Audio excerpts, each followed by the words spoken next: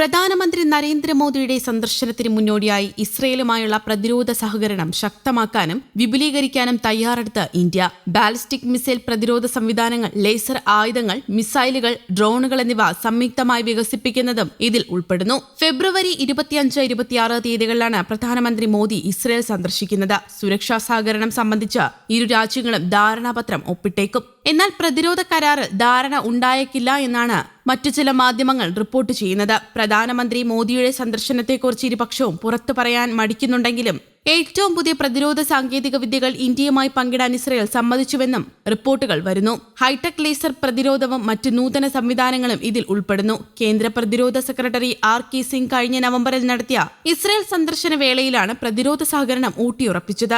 ഈ സന്ദർശന വേളയിലാണ് വിപുലീകരിച്ച പ്രതിരോധ സഹകരണത്തെക്കുറിച്ചുള്ള ധാരണാപത്രം ഒപ്പിട്ടത്. ഇന്ത്യ ഇസ്രയേലുമായി ചേർന്ന് ബാലിസ്റ്റിക് മിസൈൽ പ്രതിരോധ സംവിധാനം വികസിപ്പിക്കുന്നത് പരിഗണിക്കുന്നുവെന്നതാണ് പ്രധാനം. മിഷൻ സുദർശന്റെ ഭാഗമായി കൂടിയാണ് ഈ നീക്കം. ശത്രുക്കളുടെ ദീർഘദൂര മിസൈലുകളിൽ നിന്ന് ഇന്ത്യൻ ഉൾപ്രദേശങ്ങളെ സംരക്ഷിക്കുകയാണ് ഇതിന്റെ ലക്ഷ്യം. പ്രധാനമന്ത്രി മോദിയാണ് മിഷൻ സുദർശൻ പ്രഖ്യാപിച്ചത്. മിസൈൽ പ്രതിരോധ സംവിധാനങ്ങളിൽ ഇസ്രയേൽ മുൻനിരയിലാണ്. കഴിഞ്ഞ ജൂണിൽ ഇറാൻ വിക്ഷേപിച്ച ബാലിസ്റ്റിക് മിസൈലുകളിൽ 98% ഇസ്രയേലിന് തടയാനായിരുന്നു. അതേസമയം ഡൊണാൾഡ് ട്രംപിന്റെ ബോർഡ് ഓഫ് പീസിന്റെ ആദ്യ യോഗത്തിൽ ഇന്ത്യ ഒരു നിരീക്ഷക രാജ്യമായാണ് പങ്കെടുത്തത്. ബോർഡ് ഓഫ് പീസിൽ ചേരാനുള്ള US ക്ഷണം പുനഃപരിശോധിക്കുകയാണെന്ന് വിദേശകാര്യ മന്ത്രാലയം പറഞ്ഞു. US-ലെ Indian embassy chargé d'affaires Namgya C കാപ്പയാണ് ഇന്ത്യയെ പ്രതിനിധീകരിച്ചത്. ബോർഡിന്റെ ഭാഗമാകാനുള്ള ക്ഷണം ലഭിച്ചതിന് ശേഷം അത് സ്വീകരിക്കുമോ എന്ന് ഇന്ത്യ പ്രതികരിച്ചില്ല.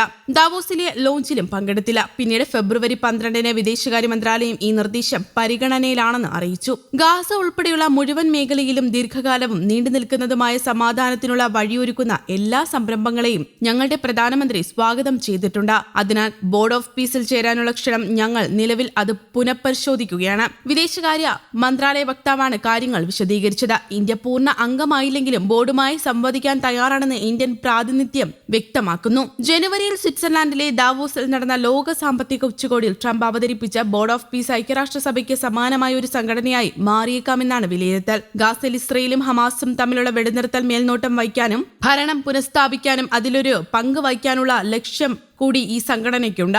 US ഇൻസ്റ്റിറ്റ്യൂട്ട് ഓഫ് പീസിൽ നടന്ന യോഗത്തിൽ ഏകദേശം 50 രാജ്യങ്ങളിൽ നിന്നുള്ള ഉദ്യോഗസ്ഥർ പങ്കെടുത്തു. ഇതിൽ Azerbaijan, Belarus, Egypt, Hungary, Indonesia, Israel, Jordan, Morocco, Pakistan, Qatar, Saudi Arabia, തുർക്കി, UAE, ഉസ്ബെക്കിസ്ഥാൻ, വിയറ്റ്നാം എന്നിവയുൾപ്പെടെ 27 രാജ്യങ്ങൾ ബോർഡിന്റെ ഭാഗമാണ്.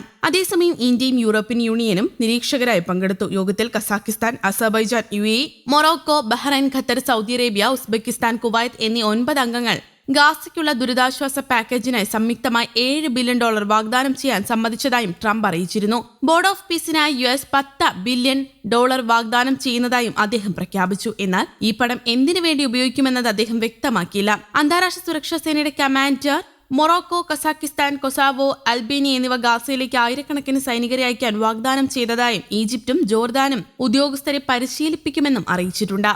News desk, Kerala Kaumudi.